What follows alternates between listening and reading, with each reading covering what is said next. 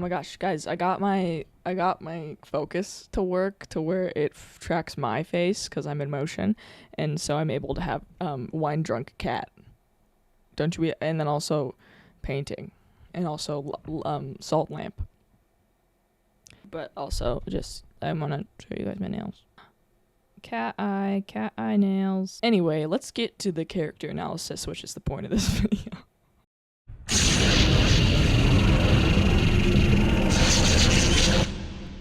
Hey! Katie's got a new microphone. It is so lovely to see you guys again in front of my computer in this type of format of video. And today we're actually going to be talking about character analysis, which is what you guys voted on over on my Instagram for SupHERnatural Official. If you want to go over there and give that a follow, that'd be really epic and cool. And I have a lot of voting going on in there. I have a lot of interaction for you guys to do. Like I have a Q&A coming out soon where I asked you guys questions over on the Instagram. So if you want to go over and click that one and give it a follow, that'd be really epic. Yeah, anyways, you guys voted for character analysis over wardrobe analysis, which we still can do wardrobe analysis at a different time. Today we are doing character analysis for Deanna and Samantha Winchester. Okay, let's go ahead and get started on Deanna Winchester. Bear with me here. I am also looking at my computer screen that has all of my notes and information on it. It's not that I'm not paying attention to you.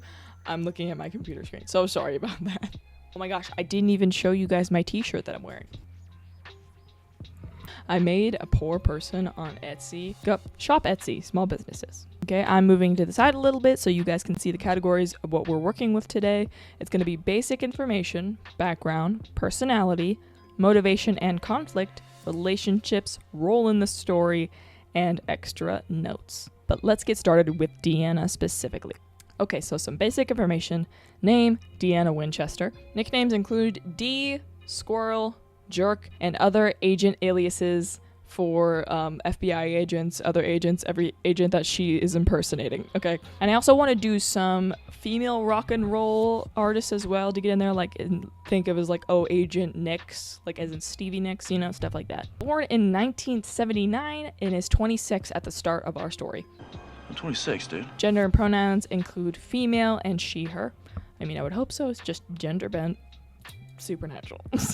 Role in the story is protagonist and elder Winchester sibling, so a hunter, obviously.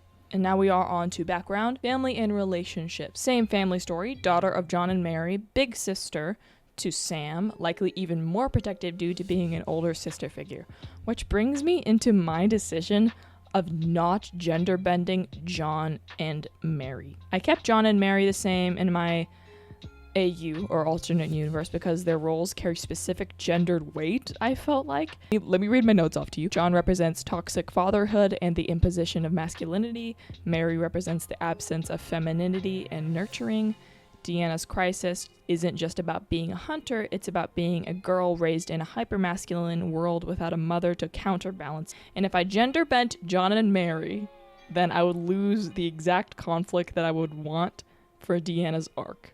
And you know, what makes her so compelling. Upbringing and childhood shaped by mother's death, raised hunting, would have had to prove herself harder in a male-dominated hunter culture. Of course. We are going to talk about women's struggles. You can't talk about a woman character without talking about women's struggles, okay? I'd like to see you try. Okay, personality. Core traits, positive.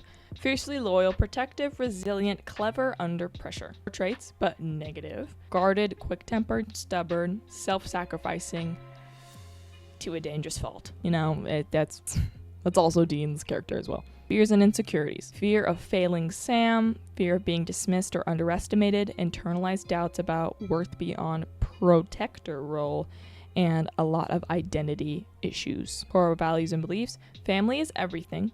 Protect the innocent no matter what cost. I put quirks and habits under here, sarcastic one-liners, chewing on toothpicks, tapping your boots impatiently, and pop culture references. Okay, this is where we get into the nitty-gritty of the character, okay? Motivation and conflict. Wants, which is like the surface level goals. To keep Sam safe, to keep family together, to kill monsters, and to live up to John's standards, no matter how impossible. Now we go on to needs, which is the deeper emotional moral needs. She needs to accept her identity apart from her caretaker protector role, recognize that she deserves happiness beyond survival. All goes back to Castiel being like, You don't think you deserve to be saved?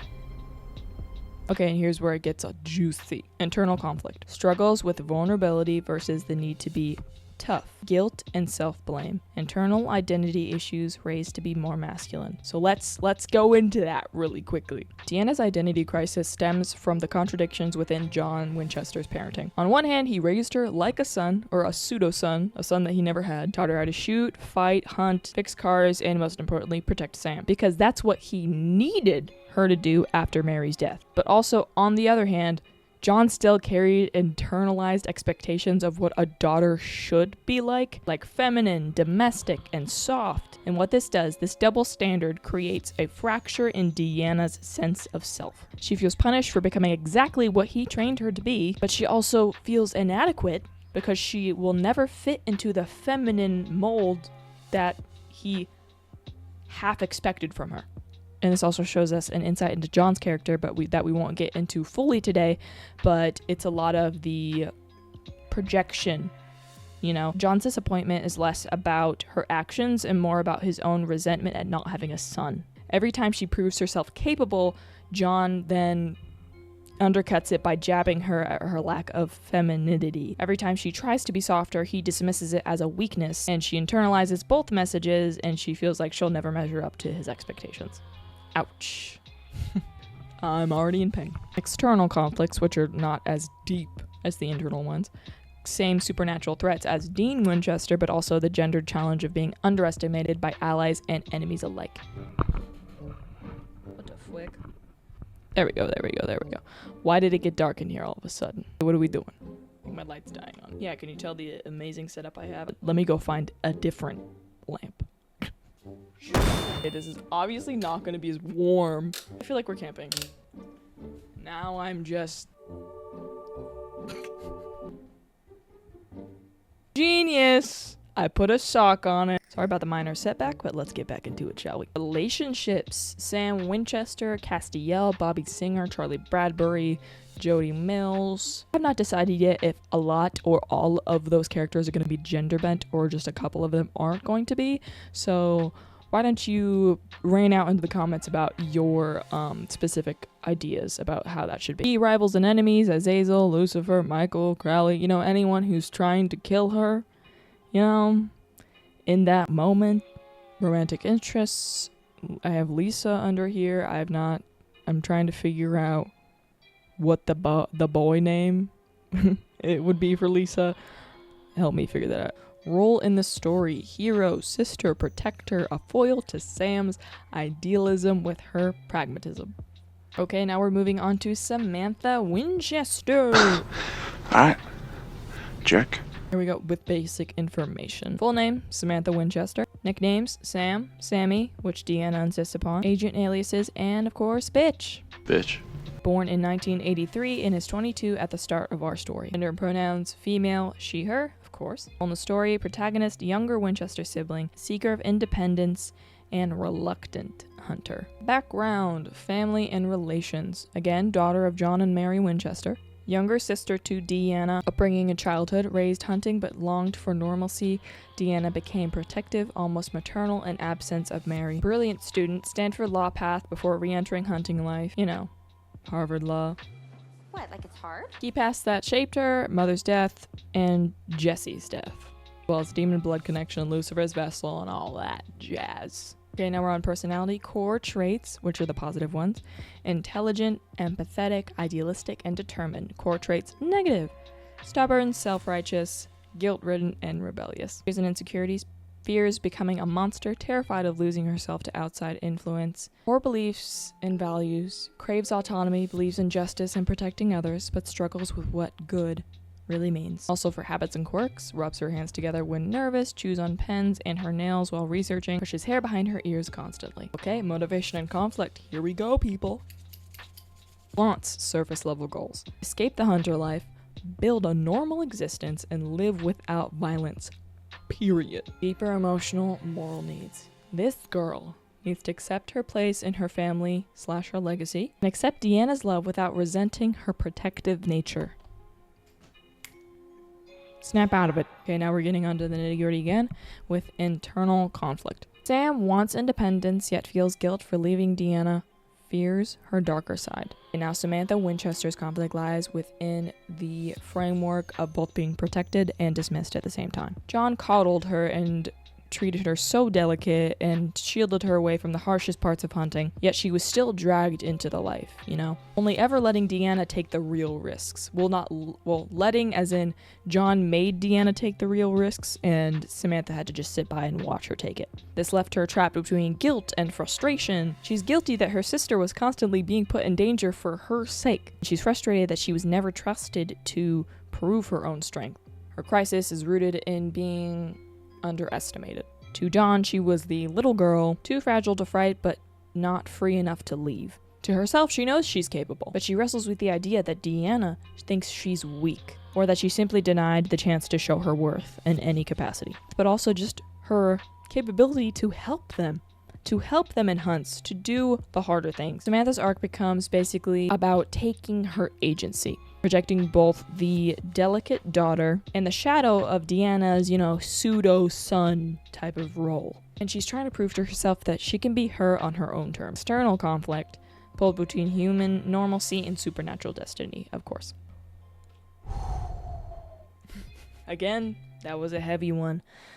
But let's get on to relationships. Allies, Deanna, Castiel, Bobby, Charlie, Rowena, a complicated relationship with that, and Jack, of course. Key rivals, Azazel, Lilith, Lucifer, Ruby, or Reuben. Help me figure out a man name for Ruby that's not Reuben. I can only think of Reuben. Romantic interests, Jesse, Ruby, or Reuben, which is manipulative romance, of course. Occasional flings that highlight her desire for normalcy. Point blank, period. The role and story is a seeker, chosen one, a foil to Dean's pragmatism. Okay, that was a lot of information at one time. If you like this video, go ahead and leave a like and go ahead and subscribe to the channel if you want to see more, especially the cinematic parts of this channel. If you want to go and see what content we have filmed so far for SupHERnatural, then you can go watch the cinematic shorts that we've already posted on our channel. There are 2, I believe, and then they both come with blooper reels, as well as an editorial commentary that I made on one of them, and I plan to do more of those in the future with each cinematic short and also full episodes that we make in the future. And go ahead and give us a follow on our Instagram. Once again, it is SupHERnatural Official, and also we do have a Venmo that I have set up that we take donations from that go towards the production costs of this project. Go follow me on TikTok. It is, I'll put it right here. I don't only just post SupHERnatural content, I post stuff there. Also, I'm thinking of starting a second channel where I play video games. I've always loved video games, of course. And I would just like to, see you guys more in between of when my cinematic shorts come out on this channel, as well as my videos like this come out. So if you want to see that, then go ahead and let me know in the comments. Anyways, you have a wonderful, wonderful rest of your day, and I hope to see you guys all back here on this channel in the future. Bye-bye.